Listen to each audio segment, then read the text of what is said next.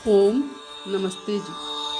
आपका स्वागत है आपका अपना चैनल आओ वेद पढ़े में। इस चैनल पर केवल आचार्य प्रदीप कुमार शास्त्री जी का ऑनलाइन व ऑफलाइन शास्त्रीय कक्षाओं के वैदिक व्याख्यान उपलब्ध होंगे। अपने चैनल पर आने वाले वीडियो की सूचना पाना चाहते हैं तो लाइक और सब्सक्राइब करें तथा घंटी के बटन को दबाएं, जिससे कि वीडियो अपलोड होते ही सबसे पहले सूचना पा सकें। वेद पढ़ें पढ़ाएं, सुने सुनाएं, वेद का संदेश घर घर पहुँचाएं। ऋषि ऋण को चुकाएं, अपना कर्तव्य निभाएं, जीवन सफल बनाएं।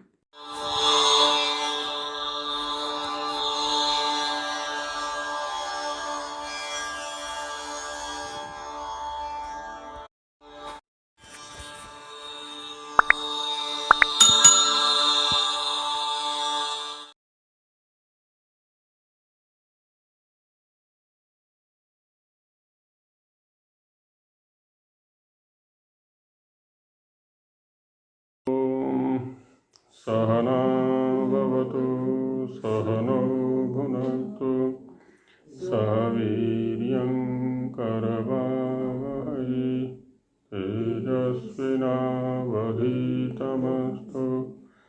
मा विद्विषावहै। ओम शांति शांति शांति। उपासना विषय पर चर्चा चल रही है। उसके अंतर्गत ईश्वर का स्वरूप, ईश्वर कैसा है, योग दर्शन के सूत्रों के माध्यम से इसको बताया जा रहा है, जिसमें पहला सूत्र लिया क्लेश कर्म विपाकाशयैर अपरामृष्टः पुरुष विशेष ईश्वर। क्लेश कर्म विपाकाशय सामान्य रूप से प्रत्येक जीव के साथ में संबद्ध हैं। क्लेशों को भी प्राप्त करता है, कर्म भी करता है, उसके फल को भी प्राप्त करता है। उसकी वासनाएं, उसके संस्कार भी इसके पास रहते हैं। लेकिन इन सभी वस्तुओं से जो अपरामृष्ट है, जिसका संपर्क कभी भी नहीं होता, ऐसा वह पुरुष विशेष ईश्वर है। पुरुष शब्द जो है वो जीव के लिए भी आता है और ईश्वर के लिए भी आता है।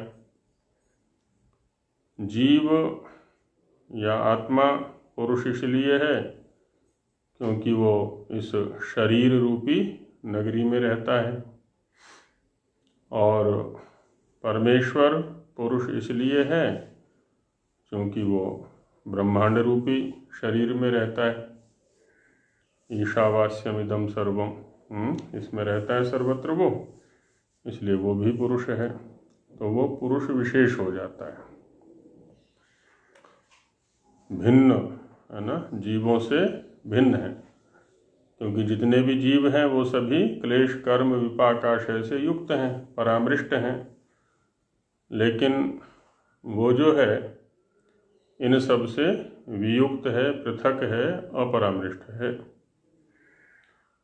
अब इसी विषय को और आगे बढ़ाते हैं। किंच, है ना, और भी दिखाते हैं कि तत्र निरतिशयम सर्वज्ञ बीजम।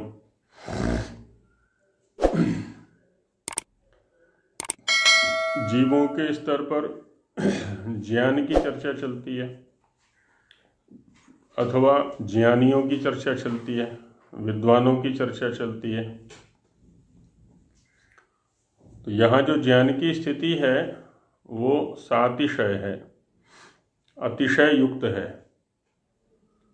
देवदत्त का ज्ञान यज्ञदत्त से अधिक है या यज्ञदत्त का ज्ञान देवदत्त से कम है, तो यहाँ पर अतिशय युक्त है प्रति वस्तु। लेकिन वहाँ जो कुछ भी है वो निरतिशय, निरतिशय माने निर्गतः अतिशयः यस्मात्, अतिशय रहित है। उसका जो ज्ञान है परमेश्वर का, उससे अधिक किसी का नहीं है, है ना। एक तो स्थिति ये है कि उसके ज्ञान में ना तो घटती होती है ना बढ़ती होती है, ना कम होता है ना अधिक होता है। ऐसा नहीं है उसके स्तर पर कि किसी वस्तु का विषय का ज्ञान उसको आज नहीं है और कल स्वाध्याय करने से या किसी आचार्य के सानिध्य से हो जाएगा। वहाँ ऐसी कोई बात नहीं है, जैसा कि हमारे साथ प्राय हुआ करता है। तो वहाँ तो निरतिशय स्थिति है।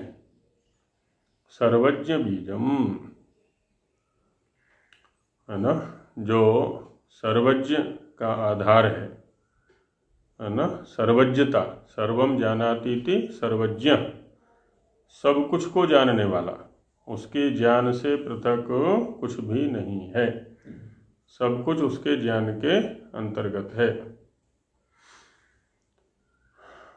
तो भाष्य में कहते हैं स्वामी जी महाराज कि यदिदम अतीतानागत प्रत्युत्पन्न प्रत्येक समुच्चयातीन्द्रिय ग्रहणम अल्पम बहु इति, यद जो कुछ भी, इदम यह, क्या, अतीतानागत, एक तो अतीत ज्ञान होता है, अतीत स्थिति होती है जिसको हम भूतकाल वाला कहते हैं।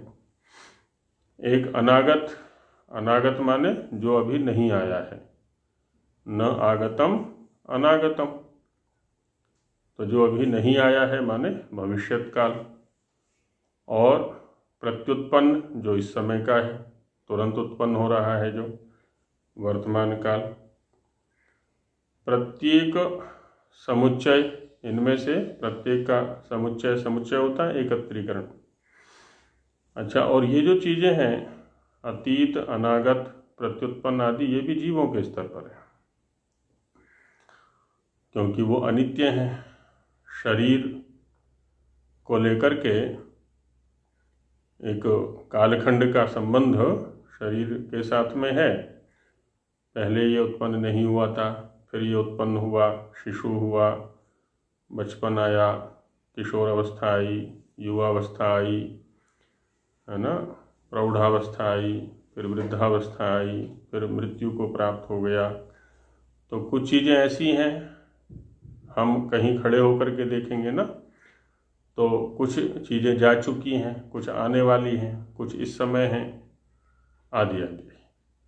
ईश्वर के प्रसंग में ऐसी कोई बात नहीं है ना। उसके लिए तो सब कुछ वर्तमान, क्योंकि वहाँ पर परिवर्तन का कोई अवसर ही नहीं है। और यहाँ जो परिवर्तन है हमारे स्तर पर, वो भी देखा जाए तो प्रकृति के अंदर परिवर्तन है। ये जो शरीर है पांच भौतिक, इसी में तो सारे व्यवहार हैं ये, है ना। गर्भ है, शिशु है, बचपन है, युवा है, प्रौढ़ है, आदि आदि जो भी हैं, शरीर की स्थिति विशेषों के नाम है। शरीर प्राकृतिक है, प्रकृति परिवर्तनशील है। जीव के स्तर पर तो ऐसा कुछ व्यवहार है ही नहीं। जीव माने आत्मा के स्तर पर, वहाँ तो दोनों के स्तर पर माने परमात्मा और आत्मा, दोनों के स्तर पर एक जैसी स्थिति है। वो भी नित्य है, ये भी नित्य है। वो भी अपरिवर्तनशील है, ये भी अपरिवर्तनशील है। वो भी अप्राकृतिक है, ये भी अप्राकृतिक है। वो भी पांचभौतिक नहीं है, ये भी पांचभौतिक नहीं है। दोनों की स्थिति एक जैसी बन जाती है इस स्तर पर तो। अच्छा, अब यहाँ पर भी क्या होता है, जो ऋषि कोटि के लोग होते हैं, जो देव कोटि के लोग होते हैं, उनको अतीन्द्रिय ज्ञान भी होता है। अतीन्द्रिय ज्ञान माने इंद्रियों से परे का जो ज्ञान है ना। जैसे हमारे जैसे सामान्य मनुष्यों को तो क्या होता है, केवल उसी वस्तु का ज्ञान होगा जो इंद्रियों के संपर्क में आएगा। चक्षु को जो दिख रहा है तो उसी का, चक्षु की व्याप्ति जहाँ तक है तो उसी दृश्य का बोध होगा। ऐसी शब्द जो सुनाई पड़ रहा है, ग्रहण इंद्रिय से गंध जो सूंघा जा रहा है, आदि आदि। लेकिन जो ऋषि या देवकोटि के लोग होते हैं उनको अतीन्द्रिय ज्ञान भी हो जाता है, क्योंकि उनकी ज्ञान की पराकाष्ठा इतनी होती है कि वो वर्तमान के आधार पर ही, है ना, अतीन्द्रिय जो इंद्रियों का विषय नहीं है उसका भी ज्ञान कर लेते हैं। तो उसमें भी स्तर भेद होता है, किसी को अधिक है, किसी को कम है। जैसी जिसकी सूक्ष्मता होगी, है ना, जितनी जिसमें सूक्ष्मता होगी। हमारे यहाँ माने जीव के स्तर पर दो शरीर तो हमारी अनुभूति में आ ही सकते हैं। एक तो स्थूल शरीर है और दूसरा सूक्ष्म शरीर है। स्थूल शरीर की अपेक्षा सूक्ष्म शरीर की जो गतिविधियां हैं वो अधिक हैं, अधिक प्रभावी हैं। लेकिन हमारा अभ्यास स्थूल शरीर के स्तर का होता है। स्थूल शरीर जो कुछ हमें उपलब्ध कराता है बस वहीं तक हम सीमित रहा करते हैं। लेकिन स्वाध्याय, अध्ययन, चिंतन, मनन और उपासना आदि के माध्यम से जब हम सूक्ष्म शरीर को शक्तिशाली बनाते हैं, स्थूल शरीर वहाँ साधन बन जाता है और सूक्ष्म शरीर को शक्तिशाली बनाए।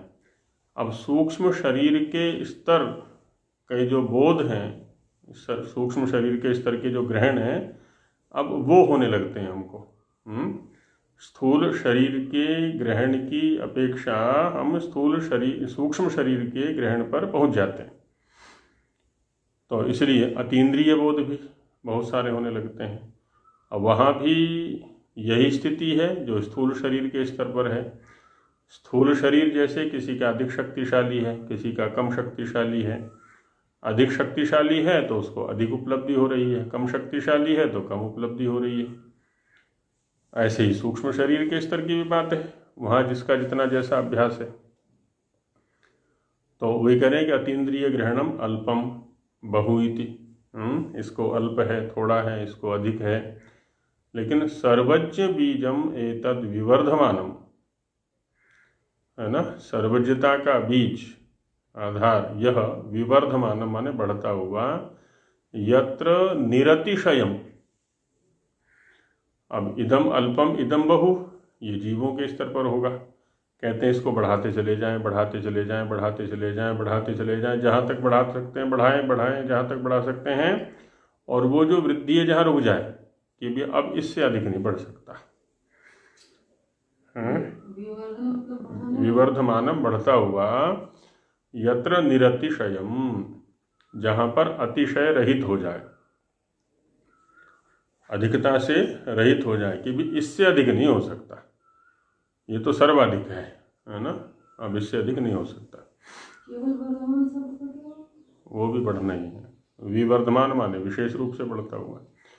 अब यहाँ भी एक चीज और आती है, जो व्यक्ति इस चीज का प्रत्यक्ष कर रहा है, अनुभूति कर रहा है, उसका भी तो बुद्धि स्तर अपना अपना है ना सबका।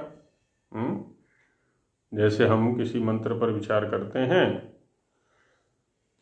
अब मंत्र के जो शब्द हैं उनका अर्थ हमने अपने बुद्धि स्तर पर किया, जितना हमें वेदांगों का ज्ञान है, उपांगों का ज्ञान है, आचार्यों का सानिध्य आदि आदि। अब इसका मतलब ये नहीं कि इससे अधिक गंभीर अर्थ और नहीं हो सकता। कोई दूसरा व्यक्ति हमसे अधिक अच्छा विचारक है, वो और अच्छा कर सकता है। तो यही स्थिति ईश्वर के विषय में है। तो निरतिशयम स सर्वज्ञ, जहाँ पर ये निरतिशय स्थिति को प्राप्त हो जाता है तो वो है सर्वज्ञ, है ना। अब वहाँ पर कोई भी वस्तु उसके ज्ञान से बाहर नहीं है। इसी को कहा कि अस्ति काष्ठा प्राप्ति सर्वज्ञ बीजस्य। जो सर्वज्ञता का आधार है, सर्वज्ञता का जो बीज है ना, उसको क्या है, काष्ठा की प्राप्ति है। काष्ठा शब्द का अर्थ हमने कल किया था अंतिम सीमा, है ना, सर्वज्ञता की अंतिम सीमा। अच्छा, हम भी तो सर्वज्ञ हैं या नहीं है? अपने अपने स्तर पर हम भी तो सर्वज्ञ हो सकते हैं। हाँ जी, गुलिया जी हैं? आचार्य जी, हम तो अल्पज्ञ रहेंगे, सर्वज्ञ तो ईश्वर के सानिध्य में रह के होंगे जी। सर्वज्ञ अच्छा, ईश्वर के सानिध्य में जाके सर्वज्ञ हो सकते हैं, ये स्वीकृति है आपकी? नहीं, नहीं जी, अल्पज्ञ रहेंगे हम तो जी। सदा ही अल्पज्ञ रहेंगे ना? हाँ जी। सर्वज्ञ कभी भी नहीं हो सकते। नहीं हो सकते जी। हाँ, अच्छा अच्छा। हाँ जी। आपके घर में क्या क्या वस्तुएं हैं, ये ज्ञान है आपको? जितना मेरे को जान है उतना आपको तो नहीं है जी आचार्य जी। वैसे ही थोड़ा थोड़ा तो मुझे जान है, भी ये मेरे समान है। नहीं, मन है, बुद्धि, इंद्रिय, शरीर नहीं, पर मेरे प्रश्न को समझिए आप। हाँ जी, हाँ जी। आपके घर में, मैं आपके शरीर में नहीं पूछ रहा, मैं आपके घर की हाँ बात जी। कर रहा हूँ। आपके घर में ठीक है जो जी। आपके घर में जो जो वस्तुएं हैं उनका ज्ञान है आपको? हाँ जी, मेरी स्मृति में है जी, मगर पूरा नहीं है अभी। पूरा पूरा इतना वो कॉन्टैक्ट, जितने भी इतने ये चीजें हैं। सर्वज्ञ की बात चल रही है जी आचार्य जी। आप मेरे प्रश्नों का उत्तर दीजिए बस, आगे फिर बाद में चर्चा करेंगे ना। आपके घर में जो नहीं वस्तुएं हो हैं, सकता जी। आपके घर में जो वस्तुएं हैं उनका ज्ञान आपको है? नहीं, सारी वस्तुओं का नहीं है? पूरा पूरा नहीं होगा जी। अच्छा, आपके कमरे में जो वस्तुएं हैं उनका ज्ञान है आपको? पूरा पूरा जान नहीं है जी। अच्छा, आपके शरीर पर जो वस्त्र हैं उनका ज्ञान है आपको? पूरा पूरा जान नहीं है जी। उनका भी नहीं है? कितने नहीं वस्त्र, जी। कितने वस्त्र पहन रखे हैं, इसका ज्ञान नहीं है आपको? इनका तो जान है। हम सूक्ष्म से लेके चलेंगे ना, जब उसका आप निरीक्षण परीक्षण करेंगे तो हमें पूरा जान नहीं हो सकता जी। मैं तो वस्त्रों तक सीमित होकर के पूछ रहा हूँ केवल आपसे। वस्त्रों तक सीमित। वस्त्रों तक तो सामान्य रूप से तो हो जाएगा। हाँ अगर सर्वज्ञ की बात कर रही है जी, हाँ। सामान्य रूप से तो होगा हमें जान। अच्छा अच्छा, मेरे शरीर पर जितने वस्त्र हैं उन सारे वस्त्रों का ज्ञान आपको है? नहीं है जी। इतना ज्ञान नहीं है कि आपके शरीर पर 4 वस्त्र हैं कि 3 वस्त्र हैं? ये 4 वस्त्र है जी। हाँ, ये सामान्य रूप से है जी हमारे पास। आचार्य जी कट गया था, आपने बोला। हाँ, मैं तो आप और थोड़ा मार्गदर्शन करेंगे ना जी। प्रसंग ये चल रहा है कि क्या हम भी सर्वज्ञ हैं किसी विषय में या नहीं, गुलिया जी? विषय में तो हो सकते हैं सर्वज्ञ हैं, पूरा पूरा नहीं हो सकेंगे हम। अब गुलिया जी बता रहे हैं कुछ। बताएंगे आचार्य जी, हाँ जी। सर्वज्ञता तो ईश्वर में ही हो सकती है, क्योंकि जीव तो अल्पज्ञ ही है। ये तो शास्त्रोक्त जो है ये तथ्य है। हाँ, तो शास्त्र गीता में जितना ज्ञान हमारे को होना है तो फिर सर्वज्ञ हो गया। अच्छा, ईश्वर में जितना ज्ञान है, यदि उतना ज्ञान हमें होगा तब हम सर्वज्ञ कहलाएंगे, ऐसा कहना चाह रहे हैं शील जी? नहीं नहीं आचार्य जी, जैसे अल्पज्ञ हैं हम जी। अल्पज्ञता के जितना ज्ञान हमारे को वो सारा है तो हम सर्वज्ञ दृष्टि से उतने विषय में हम सर्वज्ञ हैं। हैं जी। हाँ हाँ, चलिए इस हाँ? अब इसमें प्रश्न 2 है, अल्पज्ञता सर्वज्ञता से क्या मतलब है? हाँ, प्रश्न है। अल्पज्ञ माने जिसको अल्प ज्ञान है। और प्रश्न उत्तर किया गया। हमारे अंतर्गत जितनी चीजें हैं उसके लिए तो हम सर्वज्ञ हो सकते हैं। हाँ, देखिए बहन जी कह रही है कि हम सर्वज्ञ हैं। सुमना बहन जी कह रही है कि हम सर्वज्ञ भी हो सकते हाँ हैं। जी। हाँ, ठीक बात है। और देखिए, चक्षु को चक्षु विषयक ज्ञान है, श्रोत्र को श्रोत्र विषयक ज्ञान है, और मन को मन का ज्ञान। हाँ जी, किस इंद्रिय का ज्ञान है मन को? मन का जो संबंध है वो सभी विषयों के ज्ञान से संबंध है। तो मन चिंतन है, श्रवण है। हाँ जी, से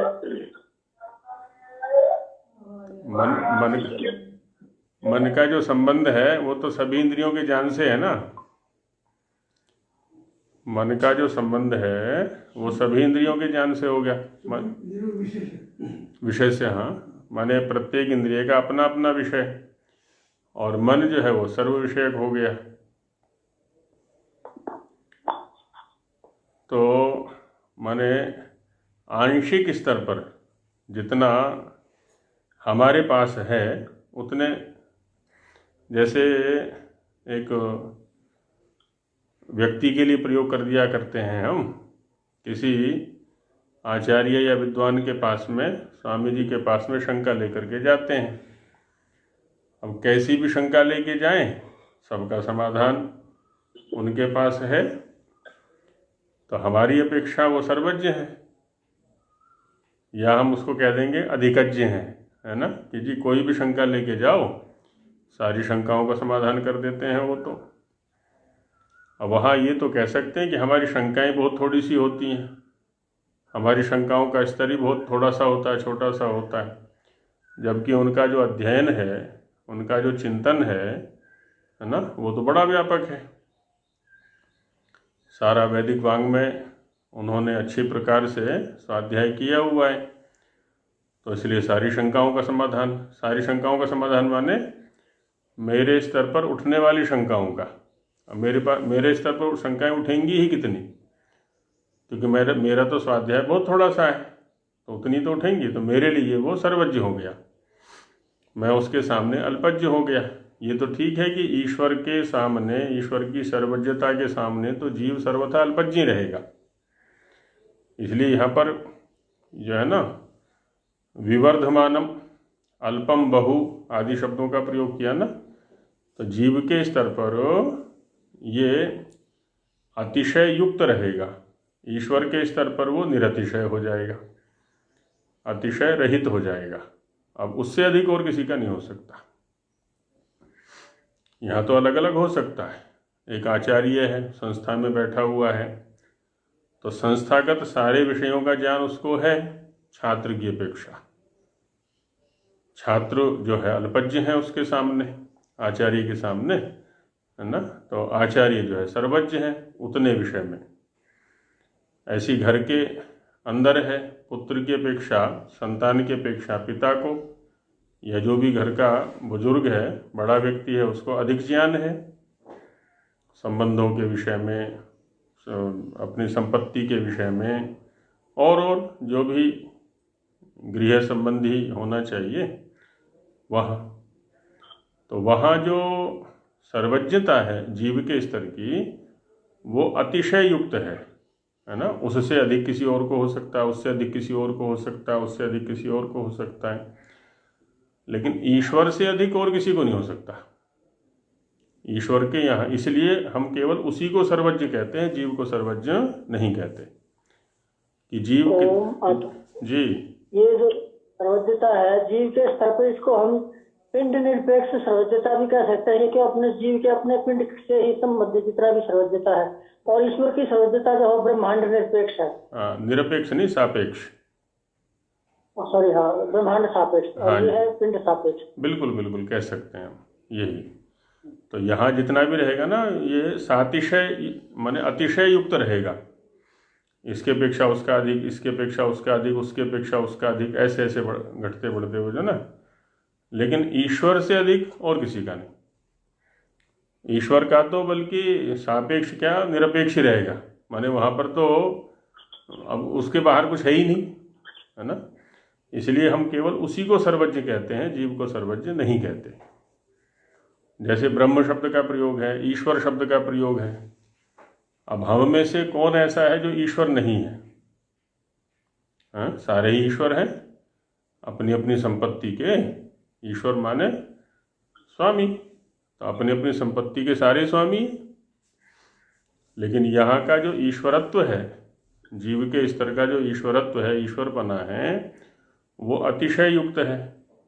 मेरे से बड़ा दूसरा ईश्वर है, उससे बड़ा कोई दूसरा है, उससे बड़ा कोई आगे आगे बढ़ाते जाए। और इस विवर्धमान स्थिति को बढ़ाते बढ़ाते जहाँ तक बढ़ सकती, इसकी जो पराकाष्ठा है, वो ईश्वर पर जाके कर। इसलिए नीचे वालों को ईश्वर नहीं कहा जाता, तो हम उसी को ईश्वर कहते हैं। ब्रह्म शब्द ऐसे ही है ना, ब्रह्म माने बड़ा, तो जो सबसे बड़ा, है ना, जो सबसे ऊपर ईश्वर, इसलिए वहाँ पर परम शब्द का भी प्रयोग कर दिया जाता है ना। परम ब्रह्म, परमेश्वर, परम पिता, परम माता, जो भी है परम शब्द का प्रयोग लगा देते हैं वहाँ पर।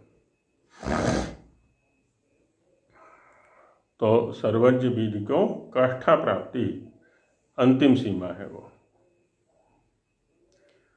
सातिशयत्वात् परिमाणवदिति, तो जो भी सातिशय होता है, जो भी सातिशय होता है, सातिशय माने अतिशय युक्त, अतिशय अधिकता, इससे अधिक, इससे अधिक, इससे अधिक, वो सब कैसा होगा? परिमाणवत, किसी ना किसी परिमाण वाला होगा। और ईश्वर के यहाँ तो कोई परिमाण है ही नहीं। जैसे हमारे ज्ञान का परिमाण हो सकता है ना, हमारे ज्ञान का परिमाण क्या होगा?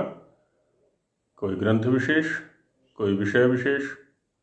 ये व्याकरण के विद्वान हैं, ये वेदांगों के विद्वान हैं, ये वेदों के विद्वान हैं, आदि आदि, इन्होंने ये पढ़ा है, इन्होंने ये पढ़ा है। ये प्रकृति के विद्वान हैं, प्रकृति को जानते हैं, ये जीवों के विषय में जानते हैं। लेकिन वहाँ भी जो है ना, आंशिक स्थिति ही रहेगी।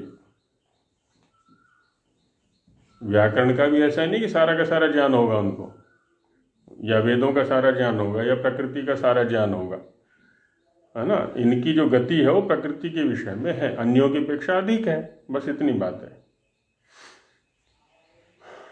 तो परिमाण युक्त होगा, जो सातिशय होगा परिमाण युक्त होगा, और जो निरतिशय होगा वो परिमाण रहित होगा। यत्र काष्ठा प्राप्ति ही ज्ञानस्य, कहते हैं कि जिसमें ज्ञान की काष्ठा प्राप्ति है, ज्ञान अपनी अंतिम सीमा को प्राप्त है, स सर्वज्ञ। अब उससे आगे, उससे अधिक और ज्ञान नहीं हो सकता।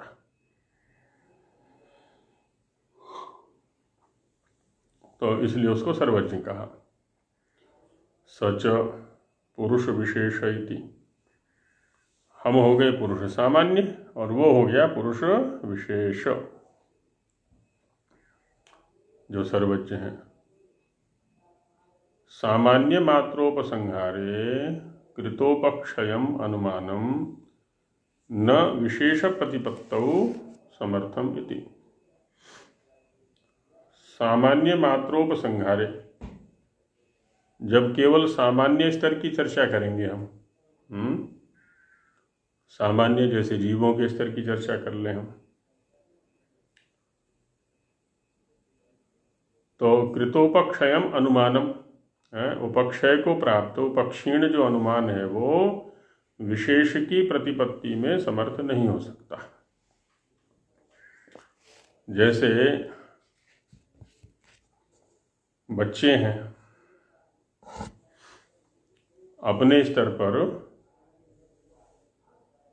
ज्ञानी के विषय में चर्चा कर रहे हैं। ज्ञानी कौन कौन है जी? एक दिन हम शाम को भ्रमण के लिए जा रहे थे, गांव के कुछ बच्चे वहाँ इकट्ठे थे, जो 8-10 वर्ष की उम्र के होंगे, 6-7 बच्चे आपस में चर्चाएं कर रहे थे। तो कोई अपनी माता के विषय में बता रहा था, मेरी माँ ऐसी है, मेरी माँ ऐसी है, मेरी माँ ये करती है, मेरी माँ वो करती है, क्योंकि उनकी पहुँच ही अपनी माँ तक है। कोई अपने पिता के विषय में बता रहा था। अब अपने अपने माता और पिता तक सीमित होकर के जो चर्चा की जा रही है, तो उससे ईश्वर का ग्रहण थोड़ी ना हो जाएगा, ईश्वर तक की उपलब्धि थोड़ी ना हो जाएगी। अब इनका तो बुद्धि स्तर ही, इनके चिंतन का जो क्षेत्र है वो है ही उतना, बस उससे आगे है ही नहीं। तो इनका जो अनुमान है वो एक सामान्य स्तर पर ही काम करेगा, उससे विशेष का ग्रहण नहीं हो सकता।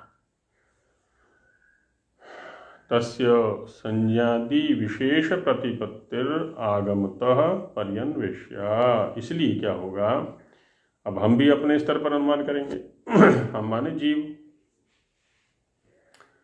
अब जीव तो अल्प सामर्थ्य है।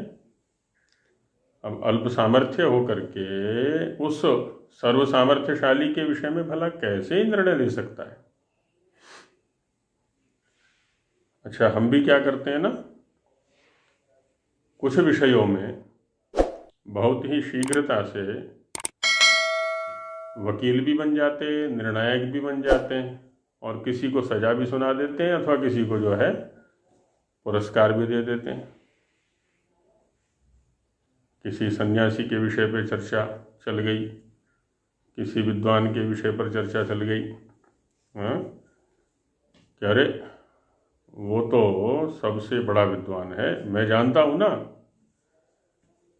अब उससे कोई पूछे कि तेरे जानने का क्षेत्र कितना है, माने तुम अपने ज्ञान के आधार पर एक विद्वान का निर्णय कैसे कर सकते हो, या एक सन्यासी का या एक योगी के विषय में निर्णय तुम कैसे ले सकते हो।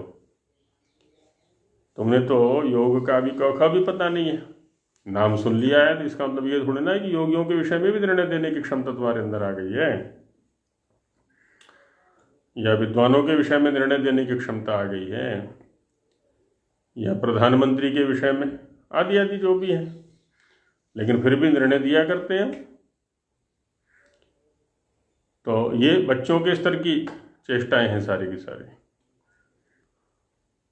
तो वही कह रहे हैं कि उसकी जो संज्ञा आदि है ना सर्वज्ञ के प्रति, तो संज्ञा आदि विशेष प्रतिपत्ति है ना, जो विशेष का बोध कराने का साधन है, आगमतः पर्यन्वेष्य, उनका भी पर्यन्वेषण, उनकी भी खोज आगम से ही करनी है हमको।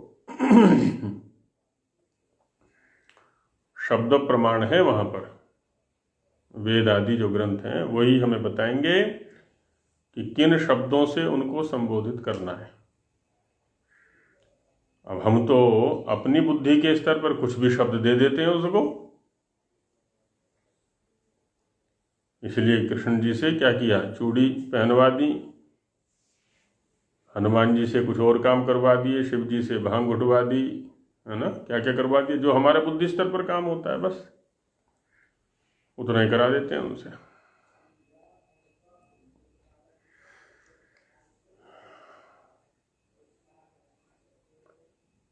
वो उसमें एक कहानी हनुमान जी के विषय में दे रखी थी कि वो गए सीता जी से मिलने के लिए, सीता जी ने सिंदूर लगा रखा था। तो उन्होंने पूछा कि माता जी आपने सिंदूर क्यों लगा रखा है। हनुमान जी ने सीता जी से पूछा। अब तो कहानियां भी तो हम अपने बुद्धि स्तर पर ही बनाएंगे ना किसी के विषय में, इससे मेरे राम प्रसन्न हो जाते हैं, इससे मेरे राम की उम्र बढ़ जाती है, सिंदूर लगाने से मेरे राम की उम्र बढ़ जाती है, मेरे स्वामी की उम्र बढ़ जाती है।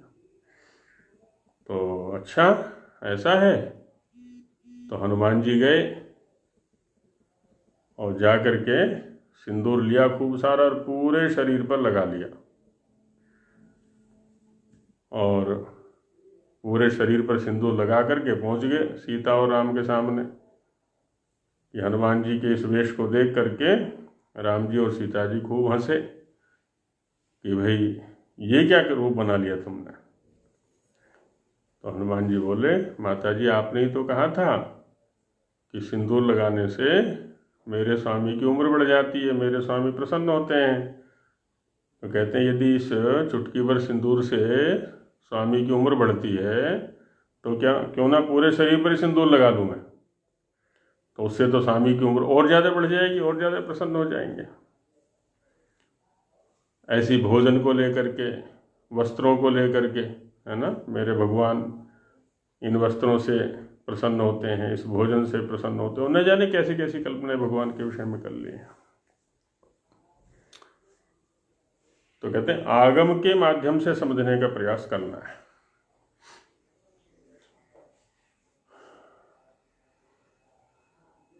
तस्यात्मानुग्रह भावेपि भूतानुग्रह प्रयोजनम। हम ज्ञानी हैं, स्वाध्याय किया है, योग साधना की है, उपासना की है, आदि आदि प्रकृष्टता को प्राप्त हो सकते हैं। तो कहते हैं कि हम किसी ज्ञान की पराकाष्ठा को प्राप्त हो भी गए और वह आगम के स्तर पर स्वयं को कोई विशेष लाभ भले ही न हो, लेकिन होगा विशेष लाभ तो, लेकिन भूतानुग्रह अन्य प्राणियों का भी तो उद्धार करना है, अन्य प्राणियों का भी तो उन्नति करनी है, तो वह प्रयोजन रहेगा। ज्ञान धर्मोपदेशेन कल्प प्रलय महाप्रलयेषु संसारिणः पुरुषान् उद्धरिष्यामीति। परमेश्वर ने आगम माने वेद का उपदेश किया। इसलिए किया, परमेश्वर का अपना तो कोई प्रयोजन है नहीं उसमें कि ज्ञान के उपदेश से मुझे दक्षिणा मिल जाएगी, मेरी प्रसिद्धि हो जाएगी, मेरी विद्वान के रूप में ख्याति हो जाएगी, आदि आदि। तो वैसा कुछ भी प्रयोजन नहीं है। मेरा ज्ञान बढ़ जाएगा, दूसरों से चर्चा करूंगा तो मेरा ज्ञान बढ़ जाएगा, वहाँ आत्मानुग्रह तो कुछ भी नहीं है। प्राणियों का उद्धार ही वहाँ पर केंद्र में है, प्रयोजन है। ज्ञान धर्मोपदेशेन, ज्ञान धर्म के उपदेश से कल्प प्रलय महाप्रलयेषु, कहते हैं कल्प माने सृष्टि अवस्था, और प्रलय और महाप्रलय इत्यादि कालों में संसारिणः पुरुषान, जो जन्म धारण किए हुए संसार में जो गए हुए पुरुष हैं, उनका उद्धार करना है। और उनका जो उद्धार होगा वो ज्ञान धर्म के उपदेश से ही होगा।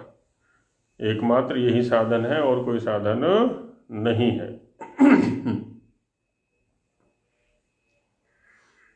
अभी कुछ लोगों ने जो है ना, बीच में एक भक्तिवाद आ गया, जहाँ पर ज्ञान को शून्य स्थिति में पहुँचा दिया कि ज्ञान की आवश्यकता ही नहीं है, केवल भक्ति करो, समर्पित हो जाओ। अब उस मिथ्या भक्तिवाद ने मिथ्या ईश्वरों की कल्पना कर डाली, अपने स्तर पर ज्ञान शून्य होकर के क्या है, भटक गए। किसके प्रति समर्पण करना है, कैसे समर्पण करना है, ये तो हमें आगम ही बताएगा, शास्त्र ही बताएगा। जैसे कि यहाँ पर स्वामी जी महाराज उपासना प्रकरण के माध्यम से हमें बता रहे हैं कि उपासना करनी कैसे है, किसकी करनी है, हमारी क्या योग्यता उपासना के लिए होनी चाहिए। तो वहाँ पर क्या कहते हैं कि ज्ञानी भी तो अंततः पहले ग्रंथों में सिर मारेगा अनेक वर्षों तक, अंत में ईश्वर के सामने ही उसे भी समर्पण करना पड़ेगा। तो क्यों ना पहले ही समर्पण कर दिया जाए, ज्ञान की आवश्यकता ही नहीं है। तो ज्ञान के बिना जो समर्पण होगा वो तो ऐसे ही होगा जैसे आजकल हो रहा है, बहुत लंबे काल से हो रहा है, ईंट पत्थरों के सामने। और उस ज्ञान के बिना समर्पण ने कितनी नपुंसकता पैदा कर दी है इस मानव जाति में, और विशेषकर जो स्वयं को हिंदू कहते हैं उनके अंदर अपनी रक्षा करने में भी समर्थ नहीं है। दुर्गा ही रक्षा करेगी, काली रक्षा करेगी, चंडी रक्षा करेगी, विष्णु महाराज करेंगे, शिव जी अपने त्रिशूल से रक्षा करेंगे। आज परशुराम दिवस है, परशुराम जी फरसा लेकर के आ जाएंगे, है ना। परशुराम दिवस पर भी क्या है, परशुराम का फोटो बनाया जैसे तैसे करके, और उसके आगे अगरबत्ती धूपबत्ती जला दी, होगी परशुराम की पूजा। उसके चरित्र को नहीं अपनाते कि परशुराम ने कैसा कार्य किया था, क्षत्रिय था, हम भी क्षत्रिय बने, शस्त्र को धारण करें, दुष्टों का संहार करें। वस्तुतः तो भक्ति वही है ना उनकी। दुर्गा की भक्ति करना चाहते हैं तो शेर की सवारी करती है दुर्गा, तो हम भी करें शेरों की सवारी, शेर को वाहन बनाएं और अपने हाथ में धनुष बाण धारण करें, शस्त्रों को धारण करें, दुष्टों का संहार करें। तो ये है दुर्गा की पूजा। यदि दुर्गा की करनी है, काली की करनी है पूजा, करो, दुर्गा की करो, काली की करो, चंडी की करो, उसमें कौन मना करता है। लेकिन उन्होंने जो कर्तव्य है, जो उनकी आरतियों में गाते हो, आरतियां तो बना रखी हैं ना अलग अलग तरह की, कि दुर्गा ने इनका संहार किया, राक्षसों का संहार किया, काली ने दुष्टों का किया, इसका किया, उसका किया। तो उनकी पूजा करनी है तो उनके कार्यों को धारण कर लो। और यहाँ तो एकदम नपुंसक बन गए, शक्तिहीन बन गए पूरी तरह से। तो ये पूजा कहाँ रही? ये ज्ञान रहित होकर के जो पूजा की जा रही है, भक्ति की जा रही है, समर्पण किया जा रहा है, उसी का दुष्परिणाम है। तो वो भी ज्ञानपूर्वक ही हो सकती है, भक्ति भी ज्ञान ही कराएगा, बिना ज्ञान के भक्ति कैसे होगी। इसीलिए ज्ञान दिया। देखिए स्वामी जी महाराज यहाँ पर कह रहे हैं ना कि अपने अनुग्रह के न होते हुए भी भूतानुग्रह के लिए धर्मोपदेश किया हुआ है, वेद का उपदेश किया हुआ है कि इसी के माध्यम से उद्धार हो सकता है, और कोई साधन प्राणियों के उद्धार का नहीं है। तथा चोक्तम, इसलिए कहा है कि आदि विद्वान निर्माण चित्तम अधिष्ठाय कारुण्यात् भगवान परमर्षिर आसुरये जिज्ञासमानाय तंत्रम प्रोवाच इति। आदि विद्वान माने प्रथम जो विद्वान है, ज्ञानी है, निर्माण चित्तम अधिष्ठाय, निर्माण चित्त के आश्रय से, कारुण्यात्, करुणा करते हुए, भगवान परमर्षि ने आसुरी को, कैसे आसुरी को? आसुरी आचार्य का नाम है। जिज्ञासमानाय, जब वो जिज्ञासा लेकर के उपस्थित हुए, ज्ञान की इच्छा लेकर के उपस्थित हुए,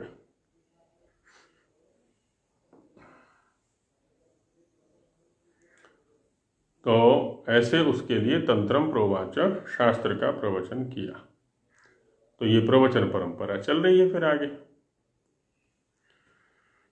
और इसलिए योग दर्शन में भी कहा कि स एष पूर्वेशामपि गुरुः कालेना नवच्छेदात्। सह, वह कौन, तत्र निरतिशयम सर्वज्ञ बीजम,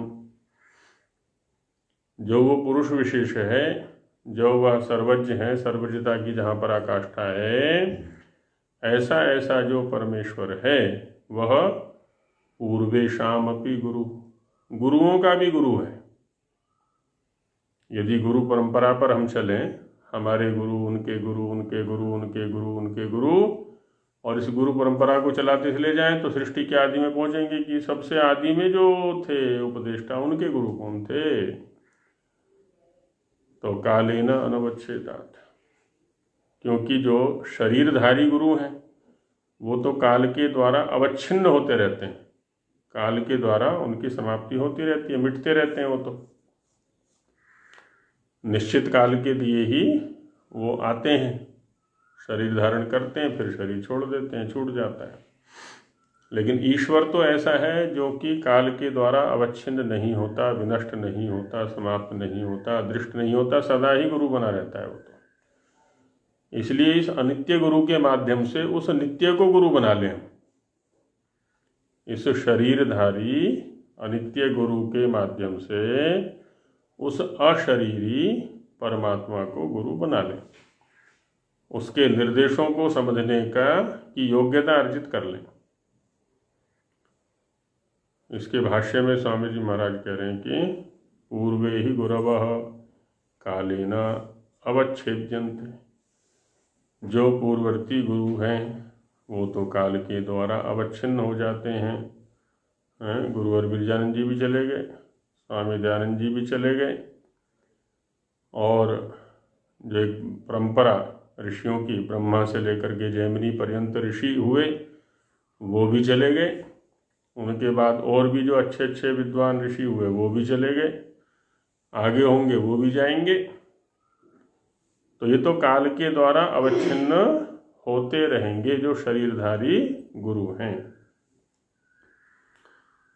लेकिन यत्र अवच्छेदार्थेन कालो नोपावर्तते, जहाँ पर अवच्छेद के लिए समय माने काल की मृत्यु की प्रवृत्ति नहीं होती है, काल जिसका अवच्छेदन नहीं कर सकता, काल जिसका भेदन नहीं कर सकता, स एष पूर्वेशामपि गुरु, वह है गुरुओं का भी गुरु, पूर्ववर्ती गुरुओं का भी गुरु है, जो कि उन्होंने भी उसी को गुरु बनाया था।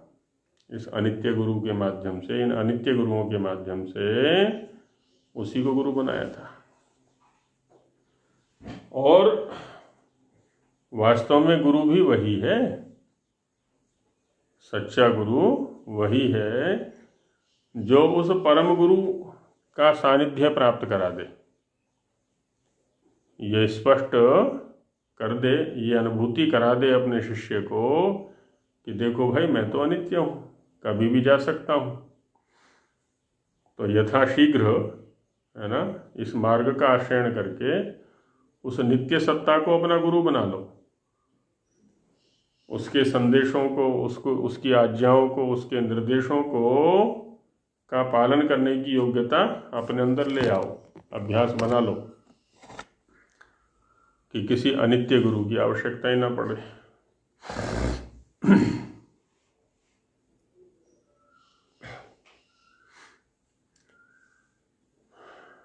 गुरु गृणाति इति गुरु, है ना, गृह शब्द धातु से गुरु शब्द बनता है, तो गृणाति उपदिशति धर्मम इति गुरु, जो धर्म का, जो यथार्थ का उपदेश करता है उसको गुरु कहते हैं।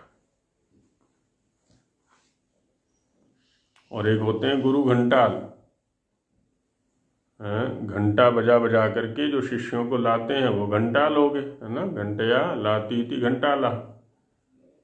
और ऐसे गुरु जो कि घंटा बजा बजा करके, कोई शंख बजा के इकट्ठा कर रहा है शिष्यों को, कोई घंटा बजा के कर रहा है, कोई अलग अलग प्रकार के विज्ञापन दे दे करके शिष्यों को इकट्ठा करते रहते हैं, तो वो सब नकली होते हैं। यथास्य सर्गस्य आदौ प्रकर्षगत्या सिद्ध तथा अतिक्रांत सर्गादिष्वपि प्रत्येतव्यः। कहते हैं कि जैसे इस सर्ग के आदि में जो सर्ग इस समय चल रहा है, सृष्टि कल्प चल रहा है, तो प्रकर्ष गति से सिद्ध है, वो प्रकर्ष गति से सिद्ध है से तात्पर्य, जैसे अभी देखा ना गुरु परंपरा को, हमारे गुरुजी, उनके गुरुजी, उनके गुरुजी, उनके गुरुजी, उनके गुरुजी, सबके गुरु, है ना, गुरुओं का भी गुरु। तो जैसे इस सृष्टि में है, वैसे ही इससे पहले जो सृष्टि थी उसमें भी था, आगे जो सृष्टियां होंगी उनमें भी रहेगा। कोई भी सृष्टि काल ऐसा नहीं है जहाँ पर कि वह गुरु ना हो। तो इसलिए कहा तथा अतिक्रांत सर्गादिष्वपि,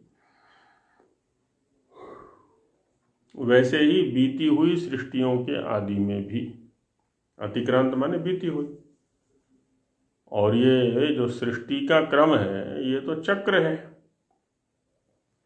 सृष्टि प्रलय, सृष्टि प्रलय, सृष्टि प्रलय, सृष्टि प्रलय, कहाँ से आरंभ हुआ कुछ पता ही नहीं है, कहाँ जाके थमेगा कुछ पता ही नहीं है, क्योंकि निरंतर चलने वाला है, प्रवाह नित्यता।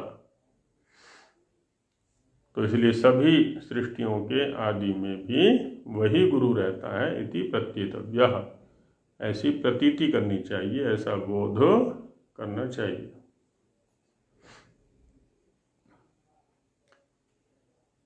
तो ये ईश्वर का स्वरूप इन्होंने बताया 3 सूत्रों के माध्यम से।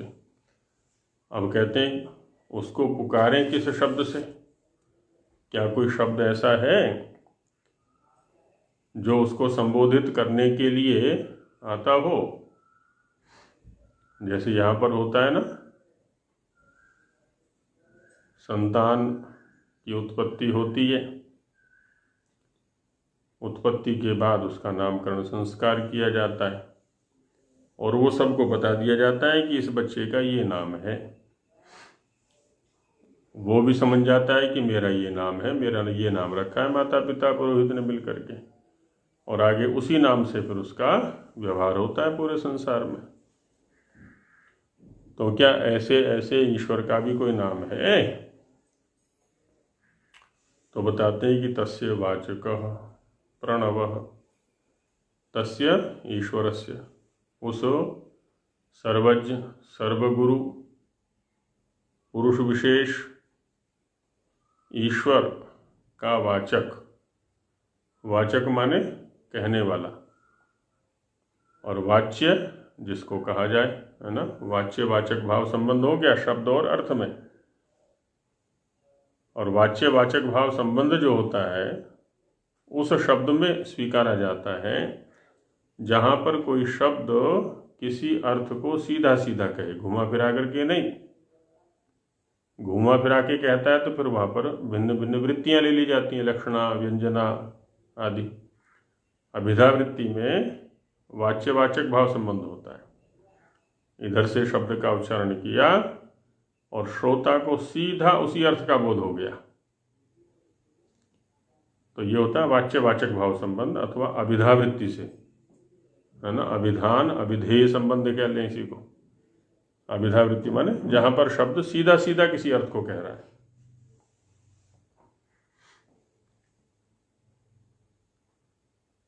नदी में नहाने जा रहा हूं। अब यह नदी का मतलब है जल प्रवाह, और उसी में स्नान करेगा, तो नदी का सीधा सीधा बोध हो रहा है कि नदी का मतलब यहाँ पर जल प्रवाह है, क्योंकि उसी में स्नान किया जाता है। नदी पर मेरे खेत हैं। अब यहाँ पर नदी का नदी अर्थ नहीं है, जल प्रवाह अर्थ नहीं है। नदी का अर्थ हो गया यहाँ पर नदी का किनारा। तो नदी पर मेरे खेत हैं, यहाँ पर क्या है ना, ये लक्षणा वृत्ति का प्रयोग हो गया। नदी अपने मुख्य अर्थ जल प्रवाह को छोड़ करके किनारे अर्थ में चला गया नदी शब्द, जबकि नदी में नहाने जा रहा हूँ यह मुख्य अर्थ में है वो, क्योंकि जल में ही स्नान किया जाता है। तो यहाँ तो जल नदी शब्द का जल प्रवाह अर्थ, ये तो वाच्यवाचक भाव संबंध हो गया। नदी में नहाने जा रहा हूँ या तालाब में नहाने जा रहा हूँ। और जब ये कहा कि नदी पर मेरे खेत हैं, तो यहाँ नदी का अर्थ जल प्रवाह नहीं है, क्योंकि जल प्रवाह में किसी के खेत होते ही नहीं, है ना, जल के किनारे। तो नदी शब्द ने अपने अर्थ को छोड़ दिया और गौण अर्थ में आ गया, लक्ष्यार्थ में आ गया। ये यहाँ वाच्यवाचक भाव संबंध नहीं रहा इसका, यहाँ लक्ष्य लक्षण भाव संबंध हो गया। तो ओम शब्द का ईश्वर के साथ में क्या संबंध है? वाच्यवाचक भाव संबंध। प्रणव प्रकर्षेण नूयते स्तूयते अनेन इति प्रणव, ऐसा शब्द जिसके द्वारा अच्छी प्रकार से ईश्वर की स्तुति होती है, और किसी शब्द में वह सामर्थ्य नहीं है जो सर्वात्मना ईश्वर की स्तुति करा सके, ईश्वर का संपूर्णतया ग्रहण करा सके। ऐसी अन्य किसी शब्द में सामर्थ्य नहीं है, क्योंकि अन्य जितने भी शब्द आएंगे उस परमेश्वर के लिए वो आंशिक बोध कराएंगे, किसी गुण विशेष का, किसी कर्म क्रिया विशेष का, है ना, किसी स्वभाव विशेष का बोध कराएंगे, इसलिए वो गौण कहलाएंगे। लेकिन ओम शब्द ऐसा है जो कि सर्वात्मना संपूर्ण रूप का बोध करा रहा है। इसलिए कहा है कि तस्य वाचकः प्रणवः। प्रणव शब्द ओम के लिए आता है ना, ये पारिभाषिक शब्द है दार्शनिकों का। इधर प्रणव कहें या ओम कहें, बात एक ही है। तो वाचकः माने कहने वाला। तो प्रणव शब्द जो है उसका वाचक है कहने वाला है। तो ये उसकी संज्ञा हो गई, और संज्ञा का जो प्रयोग है उससे संजी का बोध होता है। संजी माने नामी, जिसका नाम रखा जाता है। जैसे लोक व्यवहार में भी होता है ना हमने किसी का देवदत्त नाम रखा। अब कहा जाए कि देवदत्त को बुलाओ, सुनने वाला एकदम उसी व्यक्ति को बुला के लाएगा जिसका नाम देवदत्त है, अन्य किसी को नहीं बुला के लाएगा। और यदि कहा जाए सफ़ेद कपड़े वाले को बुलाओ, काले बाल वाले को बुलाओ, लंबी नाक वाले को बुलाओ, 6 फीट वाले को बुलाओ, अब ये सब क्या है? किसी न किसी गुण को लेकर के हैं। अब ये गुण तो अनेकों के पास हो सकते हैं। ये ठीक है कि देवदत्त के पास भी ये गुण हो सकते हैं, वो काले बाल वाला भी हो सकता है, सफ़ेद कपड़े वाला भी हो सकता है, लंबी नाक वाला भी हो सकता है, लंबे पैर वाला भी हो सकता है। पर ऐसा नहीं कि केवल देवदत्त के पास ही हो ये गुण, अन्य के पास ना हो। तो ये क्या है ना, वाचक नहीं बन रहे, उस व्यक्ति विशेष के वाचक ये शब्द नहीं है। जैसे कि देवदत्त शब्द वाचक बन रहा है, एकदम शब्द का उच्चारण इधर हुआ और सीधा उसी का बोध हो जाता है। तो यही सामर्थ्य यहाँ पर ओम शब्द में है, ईश्वर के प्रति व्यवहार करने के लिए। तो इसका जो व्याख्यान है अब उसको कल देखेंगे, समय हो गया तो इसलिए यहीं विराम देते हैं कक्षा को। ओम सहना भवतु सहनौ भुनक्तु सह वीर्यं करवावहै तेजस्विनावधीतमस्तु मा विद्विषावहै। ओम शांति शांति शांति। नमस्ते जी। नमस्ते आचार्य जी।